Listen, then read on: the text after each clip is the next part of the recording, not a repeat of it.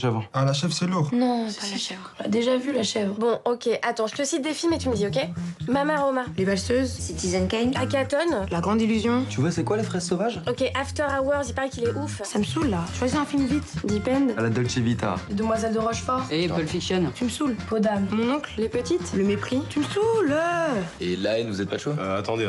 Lequel? La haine. Non. Mais y'a rien qui vous plaît, là? Si, j'aime bien la haine. Hein. Y'a rien qui vous plaît, là. Bon, bah, un film d'Hitchcock alors. Ah bah ouais.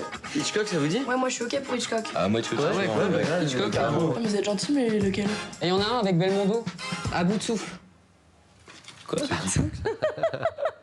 Bonsoir Pascal. Bonsoir Mohamed. Alors la spécificité de cette plateforme, quelle est-elle au juste? C'est une plateforme de vidéo à la demande. Hein. Oui, alors la première spécificité, c'est que c'est une plateforme dédiée au cinéma du XXe siècle. Donc c'est l'occasion de revoir les grands classiques de notre enfance et de notre adolescence, puisque je crois savoir que vous êtes vous aussi né au XXe siècle, même si vous faites jeune. À peu près. L'autre spécificité, c'est que le catalogue est éditorialisé. C'est-à-dire que 70, vous le voyez, 70 réalisateurs du monde entier ont envoyé la liste de leurs films préférés. Alors il y a Costa Gavras, les frères Dardenne, Aki Kaurismäki, Agnès Varda, you name it. Ils sont tous là et ils ont envoyé leurs films préférés. En tout, un catalogue de 2200 films, dont plus de la moitié sont accessibles en location. Les autres sont toujours en cours de négociation pour l'acquisition des droits. Alors petit bémol, ce site de location est accessible en France, en Allemagne et en Autriche parce que les négociations ont abouti avec les cinémathèques notamment et les partenaires. Mais les fondateurs du site ont évidemment envie de le voir accessible dans le monde entier, notamment en francophonie. Donc, petit message à nos partenaires francophones. Alors, en revanche, ce qui reste gratuit, c'est le site. C'est-à-dire vous pouvez voyager, c'est un vrai voyage dans l'histoire du cinéma. Ce site, à la fois les listes, les bios, enfin, il y a plein de choses, c'est très, très intéressant. Alors, je vous propose de partir à la rencontre de deux des fondateurs de la Cinétech, Laurent Cantet et Cédric Clapiche, que nous avons rencontrés à Paris. L'idée de créer la plateforme Cinétech est née notamment dans la tête de ces deux réalisateurs français et leur envie de partager cette passion commune pour le cinéma. On s'est rendu compte, effectivement, en faisant du cinéma, que ce qui nous nourrissait le plus, c'était la culture qu'on avait d'avoir vu beaucoup de films de tout type. Ça peut être des westerns qu'on a vus quand on était petit, ça peut être des comédies, ça peut être des films poétiques, ça peut être des films d'auteur. On s'est rendu compte que cette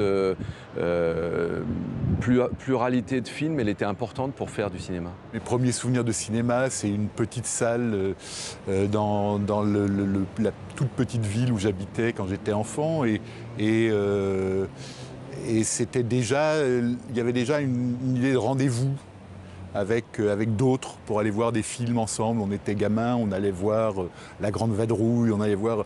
Et il y a cette envie de partager que le cinéma déclenche très très facilement, quoi. Alors le principe, c'est que vous avez demandé à des réalisateurs de vous communiquer la liste de leurs films préférés.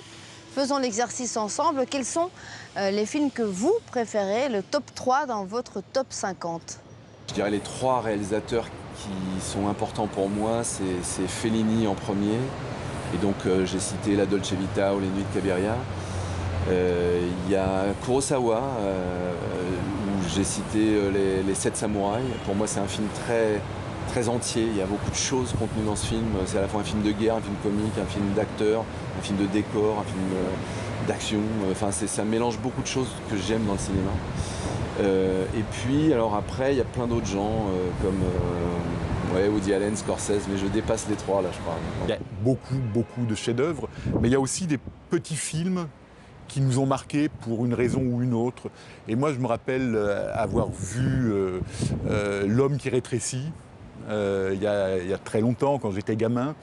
Et les images de ce film étaient restées tellement ancrées dans mon esprit que j'ai eu envie de le revoir et le mettre sur le site était du coup une très bonne façon de pouvoir le revoir. La plupart de ces films peuvent être loués à la demande. Et chaque mois, la Cinétech propose aussi une sélection thématique. La formule cartonne. Les jeunes de moins de 25 ans se sont précipités, en fait, parce qu'ils ont besoin d'être cadrés.